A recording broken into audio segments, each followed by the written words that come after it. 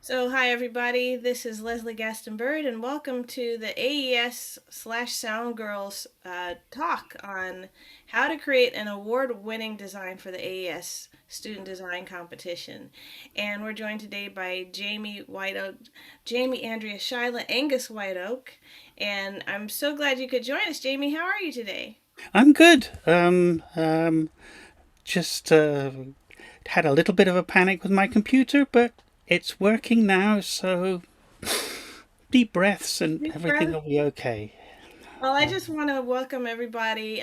For those of you who are viewing live, or for those of you who might be watching the recording afterwards, it's a really cool competition. I've been to several AES design competitions, and just walking around, seeing the posters, seeing the hardware and software that people are designing is really breathtaking. And what we're seeing is the future of audio, and we want you there. We want you participating. So we will post a link to the student design competition so that you can enter. This year, we're going to be virtually in Amsterdam, the 150th competition this week.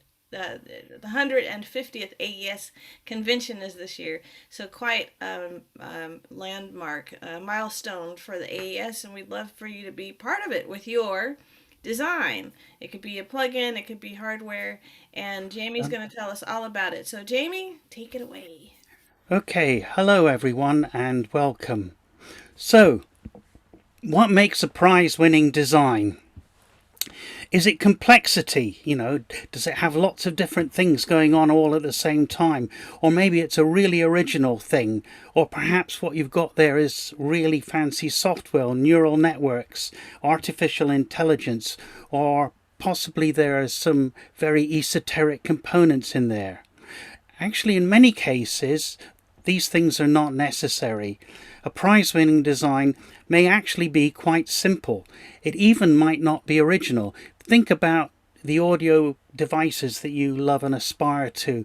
There are loads of different compressors and limiters because they have different sounds. Or a guitar pedal. Again, there are lots of different distortion guitar pedals. So these might not even contain any software or artificial intelligence. In fact, there's no one thing that guarantees a prize. So what does? What we're going to do is we're going to look at two prize winning designs. One is actually quite old. It's actually from 1992, but it won the UK Design Council's British Aerospace Prize, which is an annual national competition between all universities and then their engineering departments. It's awarded to the final year project which best embodies good design. And there are some pretty phenomenal things that come in there. Team cars, electric cars, all sorts of exciting things. But this particular year, an audio peak level indication system for blind sound recordists by a student of mine called Nick Mallion actually won it as an excellent example of concurrent engineering. So we're going to look at that because it's audio, because it's simple, and because I actually know a lot about it because I had the privilege of supervising the student that actually invented it. And we're also going to look at one of last year's AES Student Design Competition winners, which was an affordable DIY artificial head. Again, I was one of the judges, so I got to see this prize, and again, it's audio related and it has some good points. And what I'm going to do is I'm going to break down what made them prize winning. So let's first look at the audio peak level monitoring system. People with sight loss actually have an active involvement in sound recording. They do all sorts of things. They send audio notes to each other. They do magazines, which of course are audio magazines. So there's actually a surprising amount of production going on in the sight loss community. And they have a variety of equipment. In the 90s, it ranged from inexpensive cassette machines to quite professional studio equipment. Obviously, nowadays it would involve workstations, etc. But setting up the recording levels was a problem. Most cassette recorders did have an automatic level control system, but unfortunately they tended to really quite distort the audio signal because they were analog based and they never quite got it right.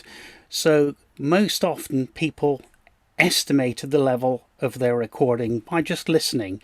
Well, actually people with sight loss are really good at this, and estimating the audio level, but it's still hard to do, and especially over a long recording session, there's a tendency for your audible reference level to drift a bit as you get adapted to the sound, so you sometimes get it wrong. And of course, you know, when you then go back and audit the recording and find you've got clipping and distortion on the tape, then that's not really a very good thing. So they wanted a better way to measure or monitor sound levels. Now Nick Mallion, who actually was sighted but was very heavily involved in the local community and in these audio magazines, something called Ebertape, it came to me with this idea of an audio peak level monitoring system.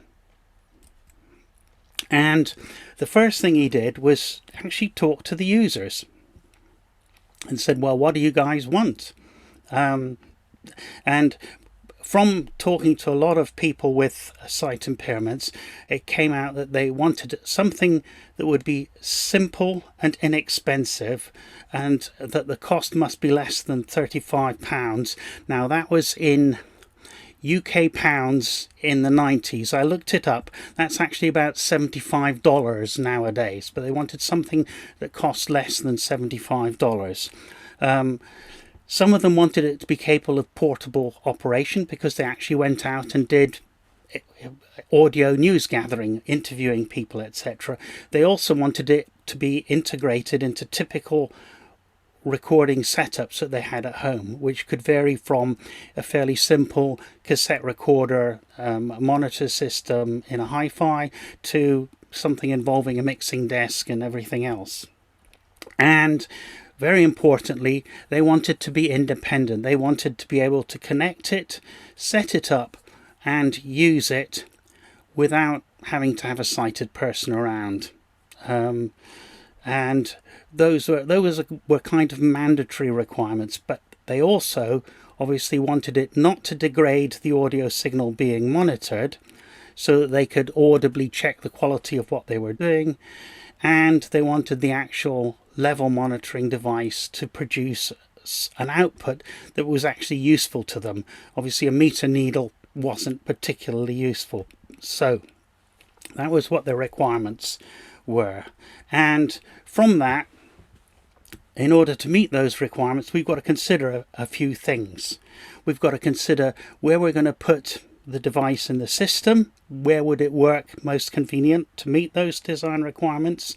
We needed to work out what would be the best way of indicating an overload, and then we also had to consider how we would get the users to set up, get the levels and the reference threshold levels for the warnings, and using the actual unit in practice. So that was 3 things we had to consider.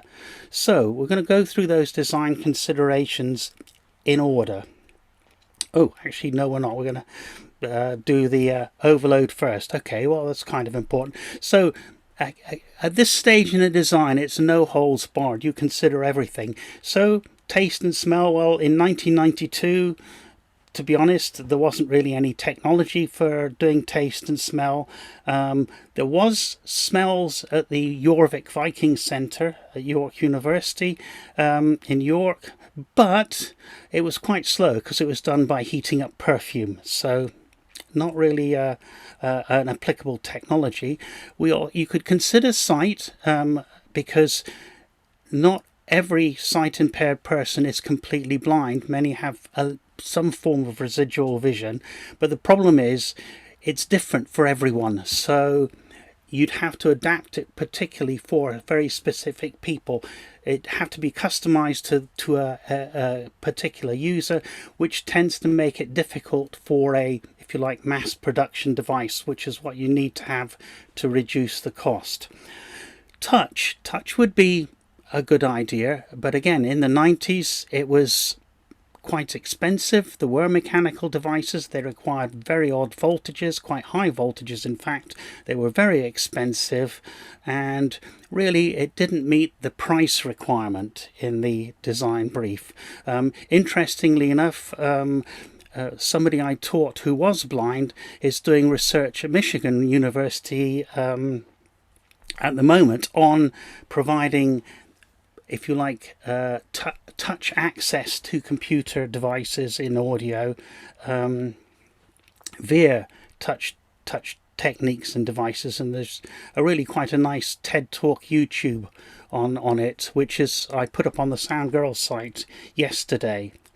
So what's left? Well, hearing is obviously one that many people with a sight impairment have, and usually the people that are interested in the system would have as well. It's the easiest one to implement and probably the cheapest one to implement. So we decided to make a look at doing a audible indication of overload, and we'll come back to that a bit later, but that tone that it put out was going to be two-tone and anharmonic, which we'll come back to later. So where would it go in the system? Well, the best place to put it was actually in the monitor path, both the level sense and the tone insertion. So the idea is this device, you would take the output of your cassette recorder, which would normally go to your hi-fi system, or if it's a portable system, just the headphone output or the monitor output, and we would insert a tone into that output before it got to the sound, the actual loudspeakers or headphones. And we can see a little picture of the sort of conceptual idea of this in this slide. So the idea is the audio goes in, the circuit that we were going to add is off to one side, senses the level, and if it crosses some sort of threshold, it inserts a tone into the left and right outputs of this device. We also, again, this came out of talking to the potential users, provided a separate output which fed just the tone itself out into a separate socket. This would allow either you to monitor the tone completely separately, say on a pair of headphones, or use it to trigger a light or tactile system if that was so desired as an extra add-on. Right, setting up the unit. Now this is quite important, and again, talking to the users, they needed something that was very definite, that they could feel click, click, click. So in practical terms, that meant we had to use some form of rotary switch. So that gave us variable thresholds, because actually when you think about audio recording, you want a variety of different levels to sense. You might want to sense 0 dB, just to check your reference tones. You might want to then set things up while recording to say +9 dB for analog tape, and then that would tell you when you're hitting peaks, and there might be intermediate levels that you wanted to do as well. So we ended up having 4 possible separate levels, each separated by 3 dB. For the analog tape thing, the cassette tapes, we had reference levels of 0 dB, which was a common reference tone level, and then 3 dB, 6 dB and 9 dB, 9 dB being a typical overload region for magnetic tape. But in fact any set with 3 dB spacings were possible, and we had an option to set it up for 0 dB as the maximum level, and then -3, -6 and -9 for digital tape recorders, so that you had some idea of when you were getting rather close to clipping on a digital tape recorder. As I said, it was consulted with the users, and one of the things they wanted was that knob shape mattered. And you might think this we did have a knob. the original prototype had a knob like a mixing desk knob, which was circular but had a little indent bar on it so you could tell where it was pointing, but they felt that that wasn't enough and they wanted something much more definite, like an arrow knob. And in fact, this is a very good example here of what ended up being the knob we used in the final version. And you notice it's actually like an arrowhead knob. You can tell one end, the front end, from the back end, and it's, you know, it's got a very definite shape that lets you feel where it's pointing very easily. So that mattered. See, and these are aspects of design that you might not normally consider.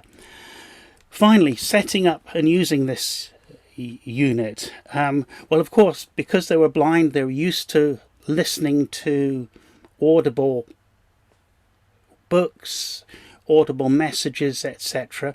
It was natural to put the manual on a cassette tape, and the really nice thing about that was that we could put the reference tones, the level tones for setting up the unit to get the right levels, as part of the manual.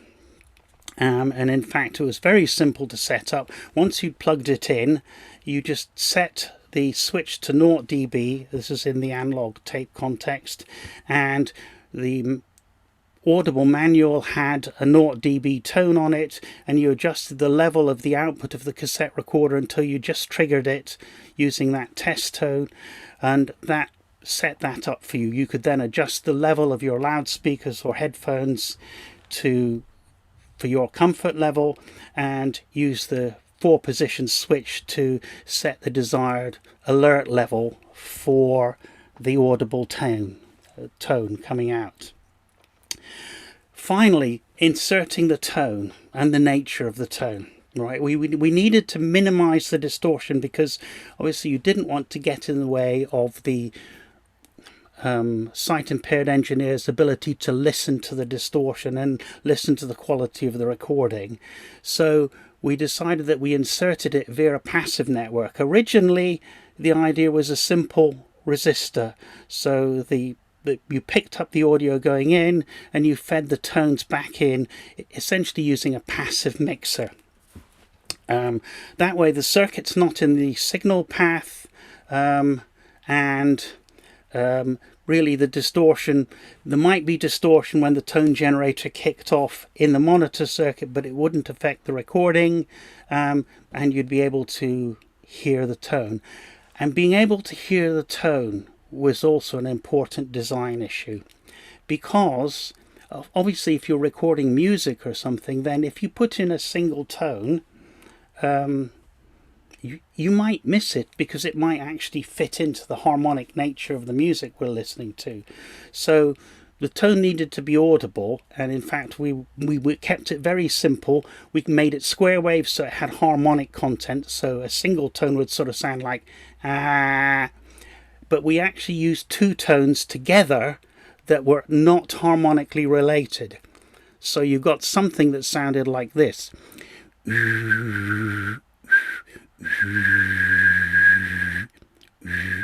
It sounded pretty horrible, actually, and it definitely didn't sound like normal speech or the sort of music most people would listen to. One could envisage some avant-garde pieces where it would still be difficult to perceive, but by and large it was pretty obvious when you exceeded the level limit and heard the warning. Jamie, was it kind of like a touch-tone telephone? Yes, if you've ever heard not pulse dialing, frequency DT, dual tone frequency dialing, yes, it was a bit like that. And the frequencies involved worked whether you were old or young, because we actually took account of the fact that our hearing tends to degrade at high frequencies when we get older. But yes, very much like 2-tone dialing if you heard a tone pad. So that was took a little while to get going. Now, there was a problem with that, which we discovered in the prototype version, and that was that the tone leaked backwards back to the input and re-triggered the peak detector so that it ended up getting stuck on. So that was a bit of a problem that we actually solved. I don't have a circuit to show you, by feeding the tone and an anti-tone so that it actually was attenuated going backwards towards the input but still provided a suitable tone output. So the final device was brutally simple. It actually didn't have a peak detector. It just had some simple comparators for threshold detection. It had very few components. It was actually cheap to make, about $31 in today's money. And we trialed the prototype on the user, which had the old knob, etc., etc. And that went to several different sight impaired people to use for a few days, and they then gave us feedback to produce a revised version, which was the final version that we were able to get. And in fact, we went to a fab house to ask them how much they charge us, and for a run of about 500 they could produce it for £31 at the factory gate price. So that we sort of met our requirement, given that we wanted to be able to sell it for about $75, well, less than $75 in today's money.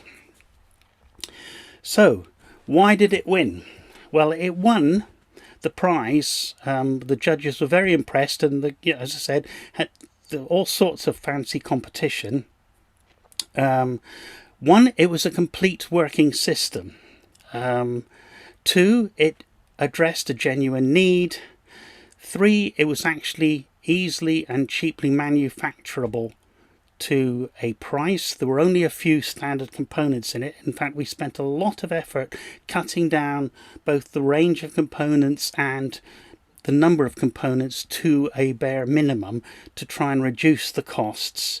It was actually nice and easy to use. The people with sight loss, the users were in the loop, both at the initial design stage and refining the prototype.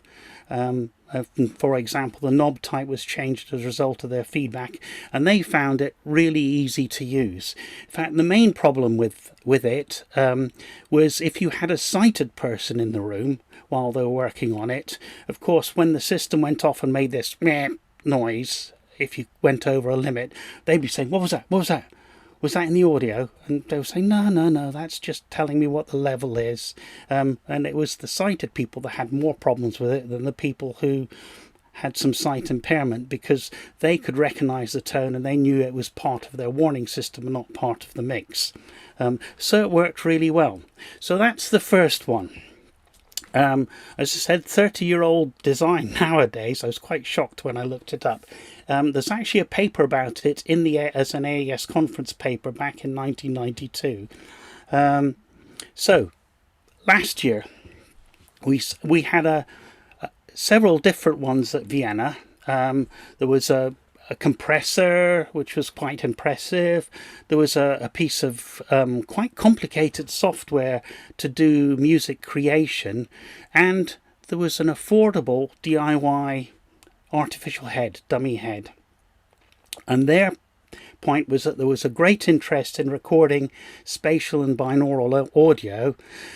For spatial audio using microphone arrays, there are actually quite a few products out there that are affordable in the sense that they don't cost an arm and a leg. They're not thousands and thousands of dollars. They're sort of sub $700. And in fact, there's even an open source Tetramic blueprint on the Stanford University site. But dummy heads were still expensive at that point, greater than $700. And they felt that a low-cost dummy head was needed. So they went about creating one.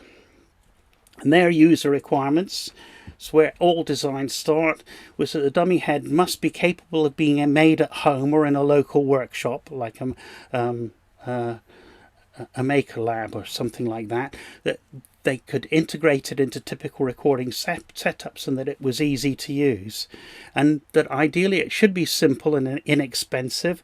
They felt it should cost less than about $350 or €350. obviously not degrade the acoustic signal being sensed, even if it should be still a good dummy head, even if it was a simpler version of a dummy head than, some of the measurement ones like the Brüel & Kjær hats, for example. And that it shouldn't degrade, it shouldn't degrade the acoustic signal, and also produce outputs that were easily integratable into normal recording workflows, useful to the user. So this is what they came up with. Design considers they had to consider how to make the head, the material used, how to cut the shape into the elements into the required shape, or maybe they could use 3D printing, how to get access to the inside for the microphones, how to mount it for using it for a recording purpose, and what microphones should they use. Should they be looking around for some specialist tiny microphones, or could they use standard microphones? And you can see here that they went for this stepped layer approach, actually going across laterally from left to right, and we'll unpack that. They chose, now this is a design choice, we could have sliced vertically, or sliced horizontally, or sliced front to back for that matter. 3 possibilities there. They chose to do left to right vertically because, for 2 reasons. One is it turned out that the shapes required all had plenty of material in them without any really sharp changes or difficult to cut shapes. Whereas if you go up and from top to bottom or from back to front, you end up having tiny little bits that are much harder to make and cut. The other thing was that by making it vertical like that, they could just fold it out like that. So getting access to the insides to put the microphones in the ears, or even putting in different ears, was easy. And they chose to use a finite width slice, which gives a very strange stepped view to it. And the first time you see that, you thought, oh no, that's going to be terrible. But actually they did their sums and they realized they were easier to make than a continuous shape. And although it's stepped, they're only 4mm steps. And when you work out the sums, 4mm is less than a quarter of a wavelength at 20 kilohertz.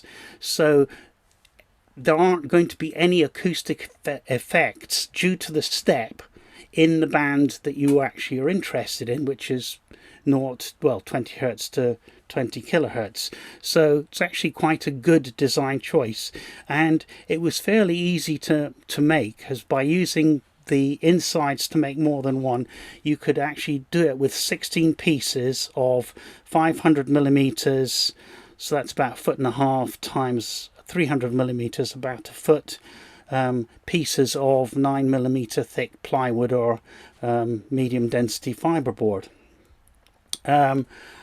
They suggested 4mm thick plywood for moisture and other reasons.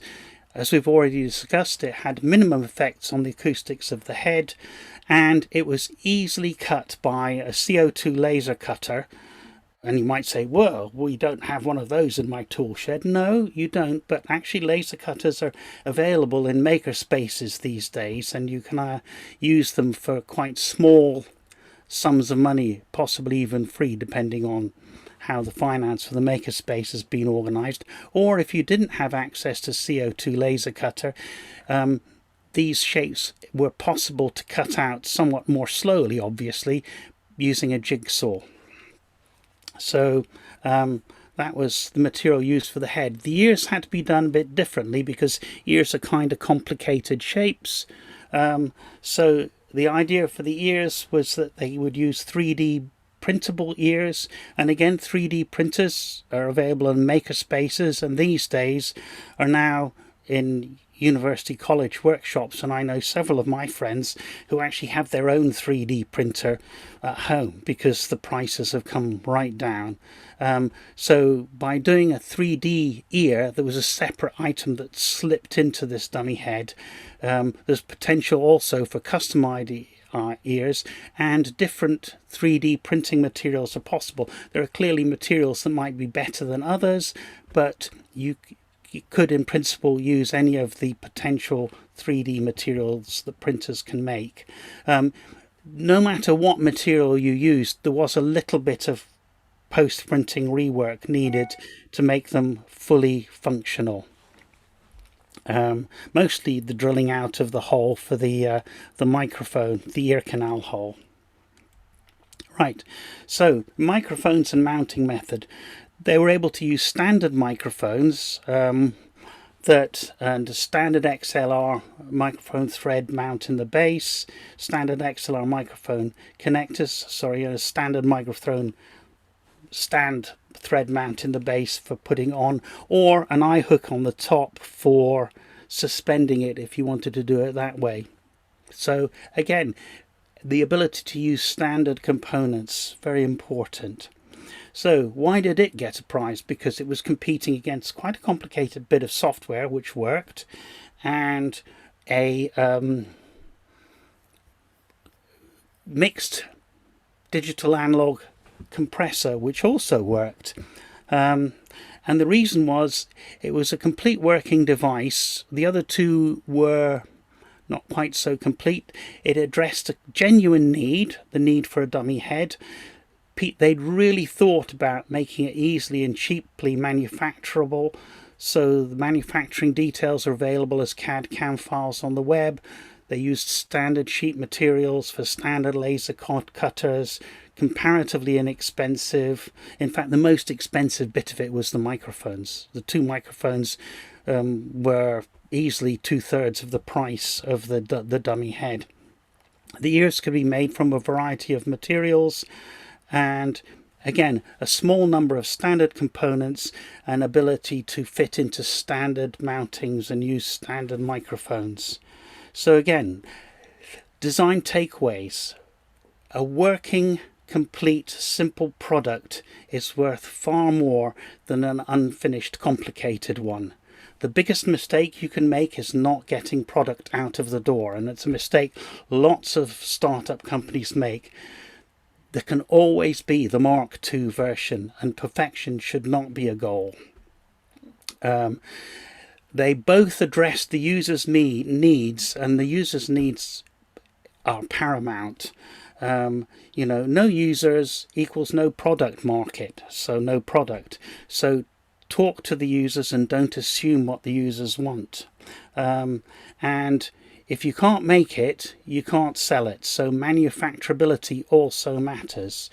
And in conclusion, a prize-winning design considers the user. A complete, simple design is better than an incomplete, complex one. A good design is manufacturable. A good design can contain software and hardware. These days, would quite likely do so, or it may contain none, like the dummy head, for example. Also, think about how people will use your design and make it comfortable to use. We lost I just had a senior moment, and he was a good friend. Design mixing desks and everything else. Sorry? Rupert Neve? Yes, Rupert. Yes, we lost Rupert a couple of weeks ago, which is very sad, and he was a friend of mine.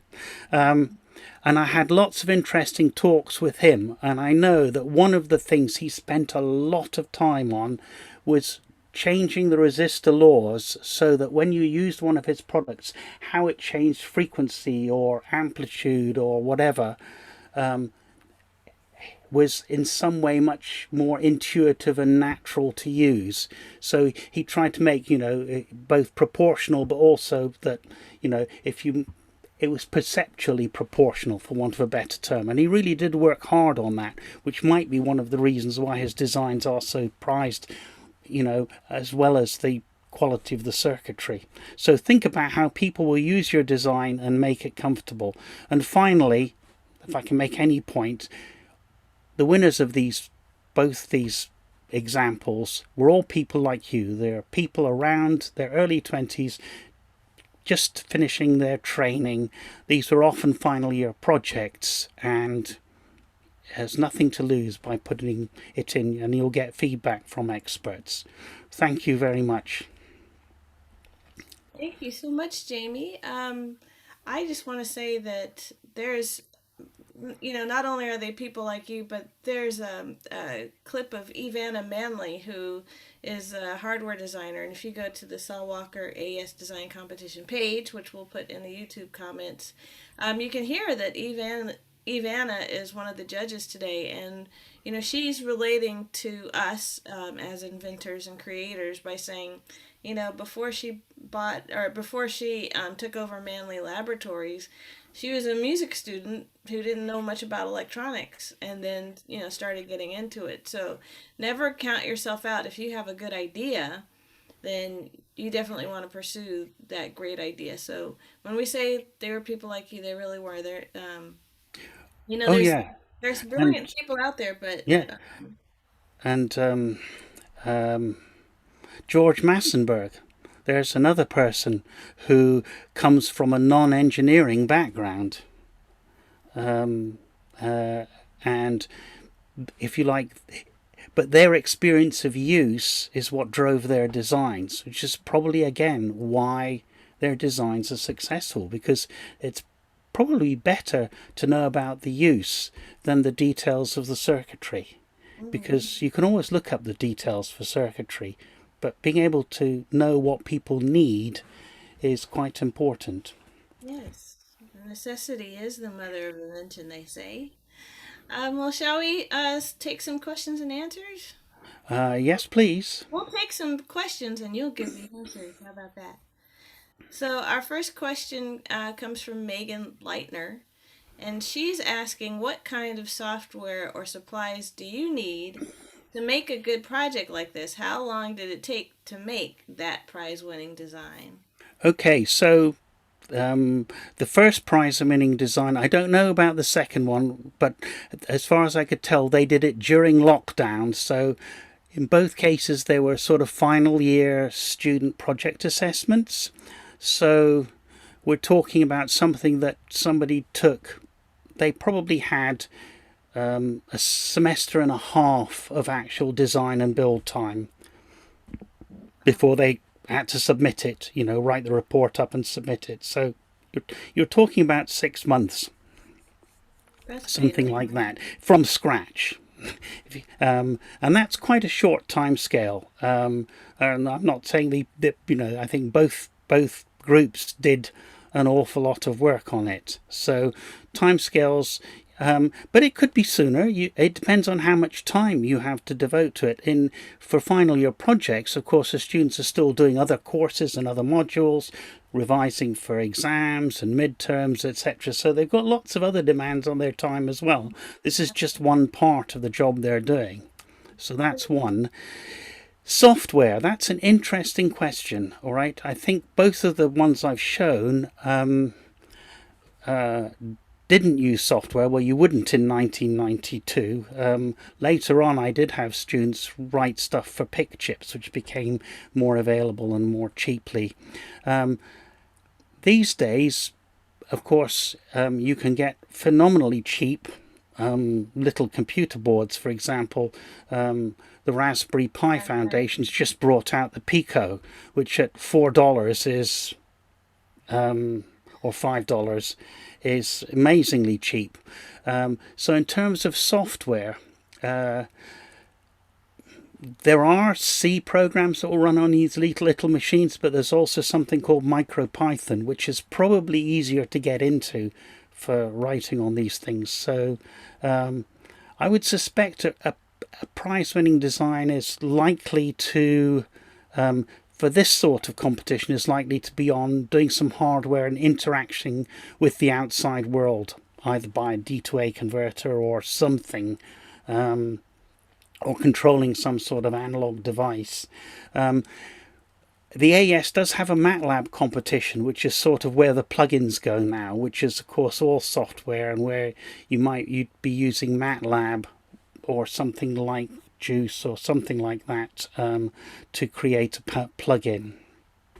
Um, and that's a little bit out of the range of this thing, although the principles of design still apply to pure software projects as well. Have I answered the question, Leslie? I believe so. Okay. We've got Madison. Madison, did you have your hand up? Yeah, hi. So I am, hi. Thank you for taking the time to do this, by the way. It's been really helpful. I am a artist myself, and I don't know much about engineering and specifically the electronics side of things.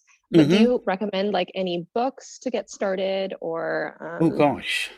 All right. These days, electronics almost invariably involves bits of software as well. But I mean, in terms of pure electronics, the one everybody recommends is Horowitz and Hill, which does a very broad brush, but in reasonable detail across the whole perspective of analog electronics and a bit of digital as well, if I remember. And I think most libraries will have a copy, or you can get them to get you a copy, electronic or otherwise. Um, uh, so, um, Well, there's and Grobe's Basic Electronics was the one that we used. was it Leslie? Okay, that's. I mean, Yeah. the trouble is, I taught electronic engineering to kids that came in with physics, maths, and chemistry. So um, it was a sort of a different, slightly different market in terms of my teaching. And of course, when I learnt it, the only book available to me when I was 12, 13 in the 60s was I can't remember the author's names. Electronic Book for Boys. First book of electronics, second book of electronics, etc. And that wasn't so easy to get into then. But Wow. but as I said, there's things like Horowitz and Hill. There are quite a few basic electronics books out there. I say I there's mean, the Raspberry Pi cookbook. I there's think. the Raspberry, actually the Pi Pico thing, Yeah. although it doesn't, I haven't really checked. I think its audio and input and output bits wouldn't be good enough for high quality audio. Um, um, I've been trying to check that out. Uh, it depends what you want to do with it, of course. I mean, if you're wanting to make synthesis and things like that, I mean, people use 8-bit machines even for making synthesis. I've got a friend who does stuff with small little computers that actually does those things. Guitar pedals, again, looking at the things like simple distortion effects, the circuits are comparatively simple, but there's a lot of different ways you can play things in order to get different sonic effects in terms of the distortion. So It, that's an interesting type of thing to it might play be. with. Sorry, it might be a good question to pose to the Gear Builders Facebook group too. I don't know if you're a member of that, but I can add you.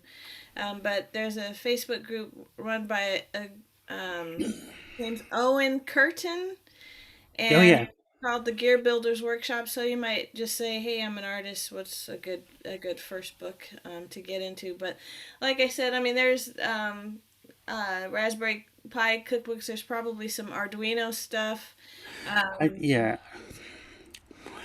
I think the Arduino, yeah, the Arduino is supposed to have quite a good development environment, and again, there are lots of books about it. So the new Pico thing comes with a book that leads you through it, and as I said, things are written in this language called MicroPython, which is like a cut down version of Python, but that's probably much easier to get into than C in the first sort of instance, because it's sort of a type it in and go type language. we've got a question from Christina Masha, Yeah. and her question is, "What are the standard tests used to establish if gears within specifications? For example, signal to noise ratio." Uh, well, there are tons of tests, and these days it gets quite difficult to, um, um, you know, actually measure things. frequency response, signal to noise ratio, distortion to noise ratio are some of the things, but a lot of the stuff we use in audio actually doesn't admit to simple testing, So for example, a compressor, I mean, they could measure, you could measure signal to noise ratios and things like that, but really it's how it applies the gain reduction as a function of signal, and how the little bits of distortion it does add sound to you that makes for the character of the different types of compressor and different types of limiter. An optical limiter is going to sound different from a VCA limiter and a JFET one. There's all sorts of variations, and they're sort of more tied up with how it responds temporally to the signal, and as I said, the character it adds to the signal, and how easy it is to control from the front panel. And those are things that are not so measurable. I think that's part of the, complexity, but also, for my mind, the interest and joy in designing for audio, because actually you can have the same, it's actually a bit more complicated than just, how close to a piece of wire does it measure as. Yeah. There's also just other interesting applications. For example, Cecilia Wu, who is one of the diversity inclusion chairs for the Audio Engineering Society, she has a design background. So this is back to Madison's earlier question.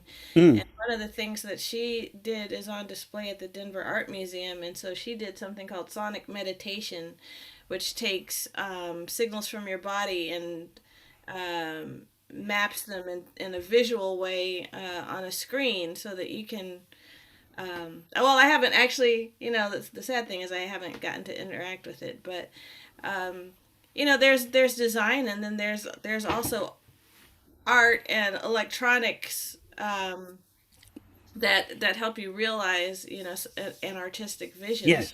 Yeah, There's or the control. utilitarian side, and then there's the more artistic side as well. Yeah, I mean, one AES competition I saw, and you could almost do this as a phone app now. They had some accelerometers and interface with it, sent MIDI out, and basically you could wave your phone around, and depending on how you waved your phone around, that could send out notes and levels and pitches and all sorts of, could use it to control music processes. Yeah. Or you could go complete Merce Cunningham and put accelerometers on your dancers, and use that to control the music they're dancing to, which is something they did in the 60s, which is completely freaky. I had no idea. That is pretty Oh, awesome. yeah.